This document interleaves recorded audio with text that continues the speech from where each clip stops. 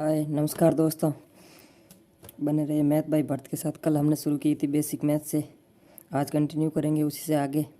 कल का वीडियो कैसा रहा आप जो कमेंट में ज़रूर बताइएगा, और लाइक एंड सब्सक्राइब आप सबने किया ही होगा।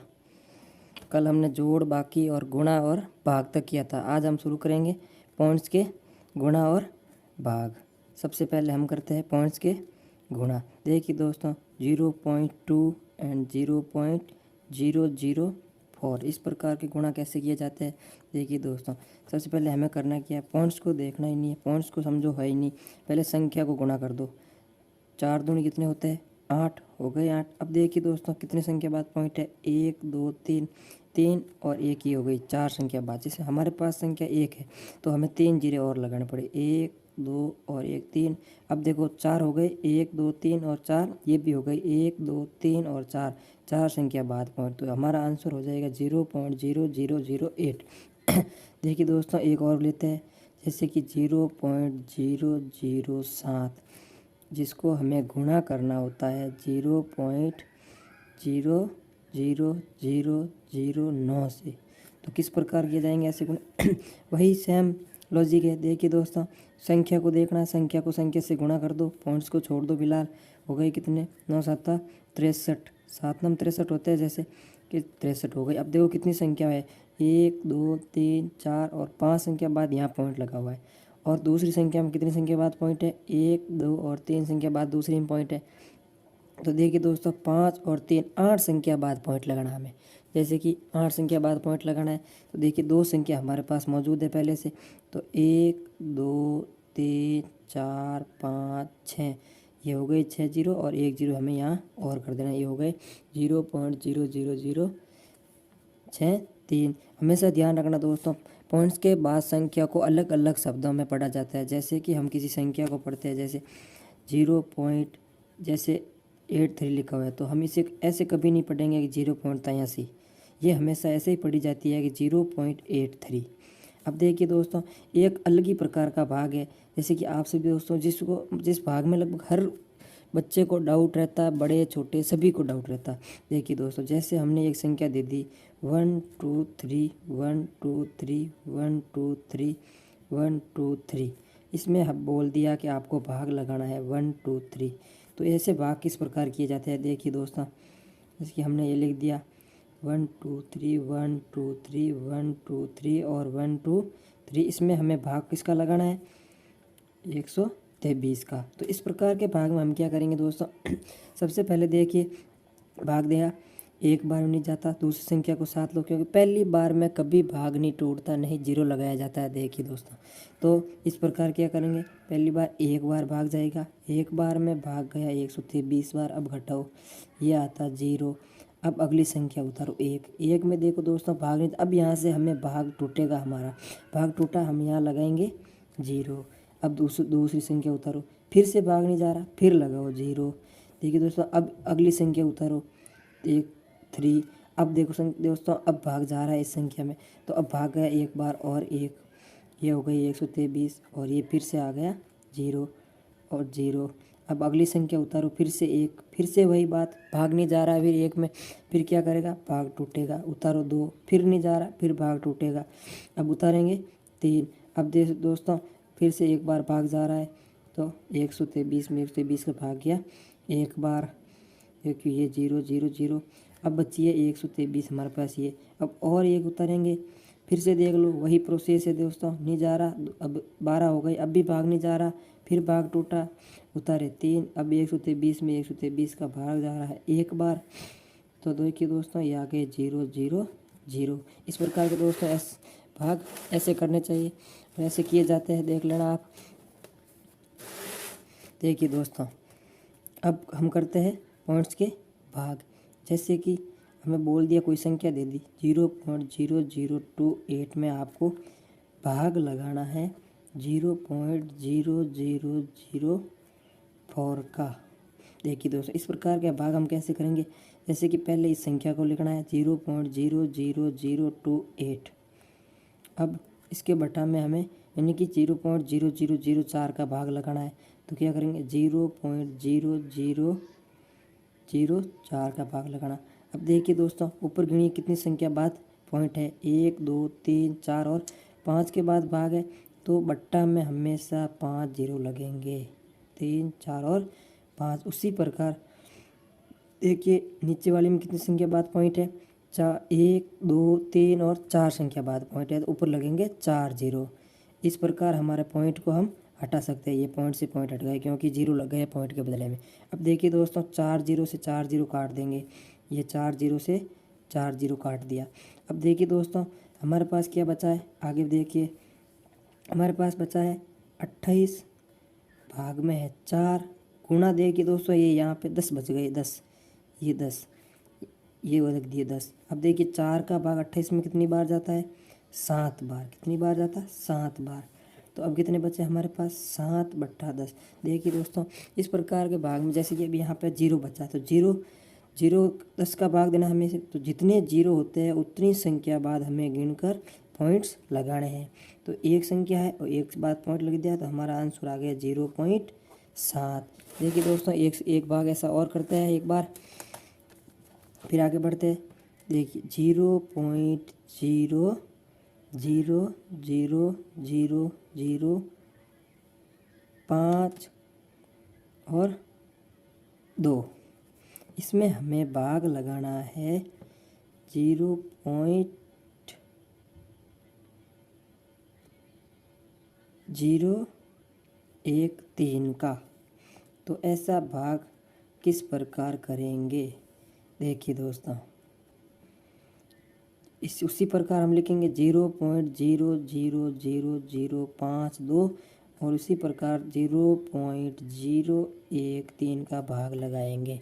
फिर से देखो पॉइंट हटाएंगे, कितनी संख्या बाद पॉइंट है 1 2 3 4 5 6 और 7 संख्या बाद 7 जीरो लगाओ बटा में 1 2 3 4 5 6 7। उसी प्रकार नीचे देखिए 3 संख्या बाद पॉइंट है 1 2 3 तो 3 जीरो 1 2 3।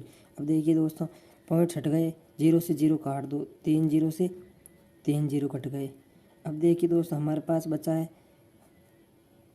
52/13 और ये यहाँ बच गए देखिए दोस्तों 4 जीरो, तो गुणा में होगा 0 0 0 और 0। अब 13 का भाग देना 52 में कितनी बार जाता है 4 बार। तो अब देखिए दोस्तों हमारे पास बचा है 4 बट्टा में 1 0 0 0 0। देखिए दोस्तों जितनी जीरो होते हैं उतनी संख्या बाद पॉइंट लगाना जाता है, वही लॉजिक है 1 2 3 और 4 संख्या बाद पॉइंट लगाना। जैसे कि हमारे पास 4 तो ऑलरेडी है, 4 जीरो ये जीरो हो गई, देखो 1 2 3 और 4 ये लगा दिया पॉइंट। तो हमारा आंसर क्या आया 0.0004। देखिए दोस्तों इस प्रकार अब हमने भाग तो सीख लिए। अब इसी प्रक्रिया में हम आगे बढ़ते हुए अब आप सीखेंगे एलसीएम और एचसीएफ निकालने। एलसीएम और एचसीएफ निकालने। एलसीएम मतलब होता है लसप और मसप। देखिए दोस्तों अब हम सीखेंगे लसब और मसब ज्ञात करना। जैसे लसब मसब ज्ञात करने के लिए हमें मतलब एक चीज़ का ध्यान होना चाहिए, चाहे कि किस संख्या में किस संख्या का ही भाग देना होता है।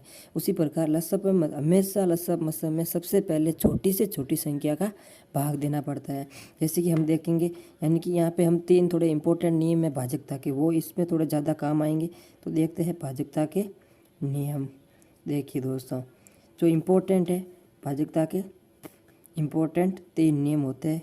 सबसे पहले होता है 2 का भाग। 2 का भाग किन संख्याओं में जाता है, 2 का भाग जिस संख्या के पीछे हमेशा 0 2 4 6 और 8 होता है उसमें हमेशा 2 का भाग पूरा जाता है। इसी प्रकार 3 का भाग किस संख्या में जाता है, जिस संख्या के पीछे 3 6 9 हो तथा उस संख्या के अंकों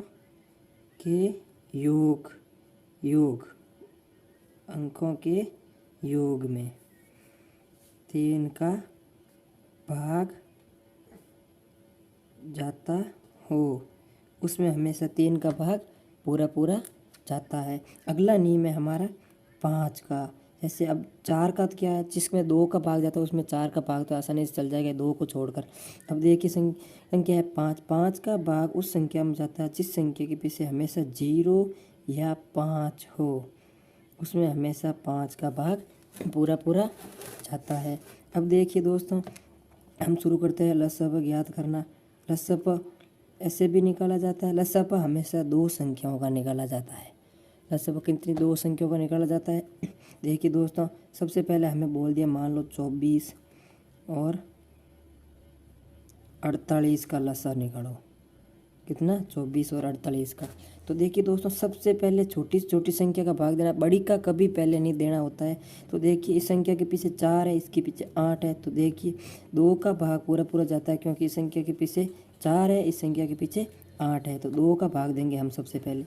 24 में 2 का भाग कितनी बार जाता है, 12 बार जाता है। 48 में 2 का भाग कितनी बार जाता है दोस्तों, 48 में 2 का भाग जाता है 24 बार।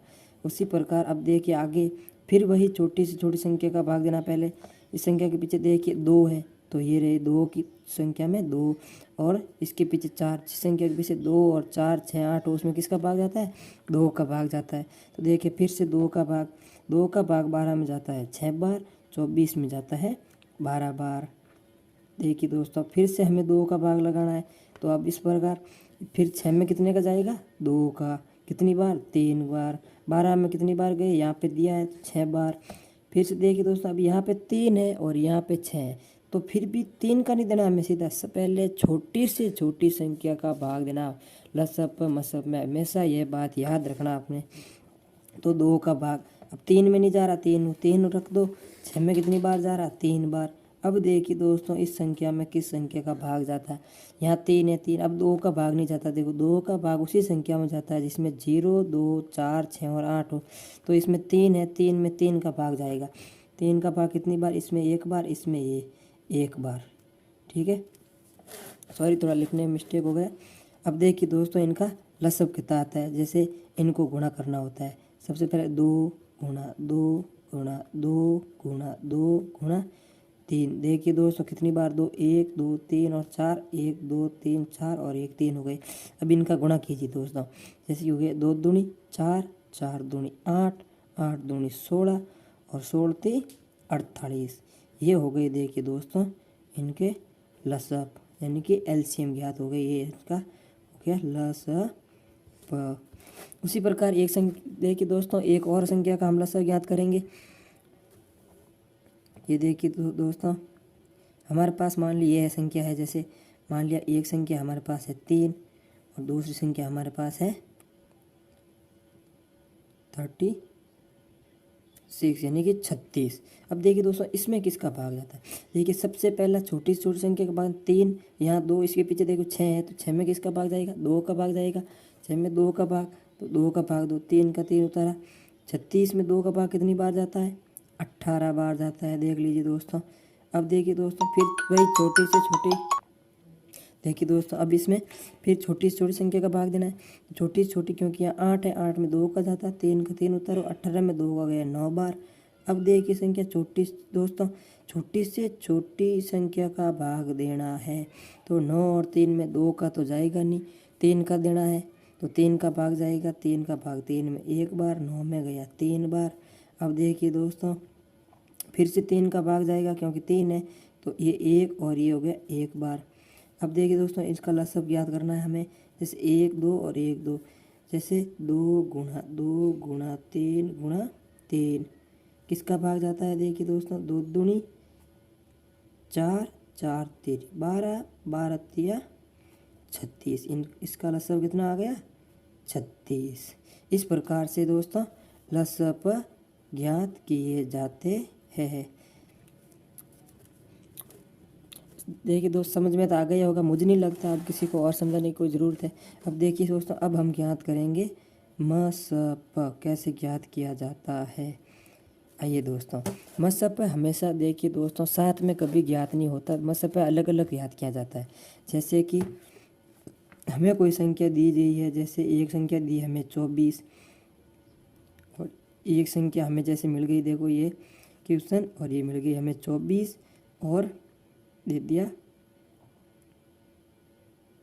12। इनका HCF ज्ञात करो। HCF और मसपस वही सेम ही होता है इसका मतलब। तो देखिए दोस्तों कैसे ज्ञात करेंगे, ज्ञात करो ये दे दिया, ये कभी साथ में नहीं होता, तो HCF ज्ञात करने के लिए हमें अलग अलग करना पड़ेगा। ये हो गई इधर 12। अब देखिए सबसे छोटी छोटी पहले 24 का करते हैं। 24 में 2 का भाग जाता है 12 बार, 12 में 2 का भाग जाता है 6 बार, 6 में 2 का भाग जाता है देखिए दोस्तों 3 बार, 3 में 3 का भाग दोस्तों 1 बार जाता है। उसी प्रकार अब 12 का करेंगे, 2 का भाग जाएगा 6 बार, 6 में 2 का भाग वही 3 बार, 3 में 3 का भाग 1 बार। अब देखिए दोस्तों 24 और 12 का HCF कैसे ज्ञात होता है। ये 24 लिखा, ये 12 लिखा। अब इनमें से हमें कॉमन चीज़ निकालनी होती है। तो कितनी बार गया 24, 2 2 2 और 3, तो 2 गुणा 2 गुणा 2 गुणा 3। उसी प्रकार 12 का हो गए 2 गुणा 2 गुणा और 3। अब देखिए दोस्तों इस ये मतलब नहीं है, अभी इसका आंसर नहीं आया हमारे। अब इसमें हमें क्या करना होगा, इनमें से कॉमन जोड़े निकालने हैं। जैसे ये 2 इसमें भी है, 2 इसमें भी है, ये एक जोड़ा बन गया। तो हमें यहाँ HCF ज्ञात करना होता है। ये एक जोड़ा बन गया, ये दोनों जोड़े में से एक कॉमन ले लो, ये आ गए 2 गुणा ये 2 और ये 2, एक जोड़ा और बन गया, तो 1 2 और आ गए। अब देखिए दोस्तों अगले जोड़े में इसके पास 2 है, इसके पास नहीं है, तो ये जोड़ा नहीं बनेगा। इसके पास 3 है, इसके पास 3 है, तो ये इसका जोड़ा बना दो, बन गया 3। अब इनका गुणा करो, जो आंसर आएगा वो हमारा HCF होगा। जैसे 3 दूनी 6, 6 दूनी 12, ये हमारा हो गया MSP।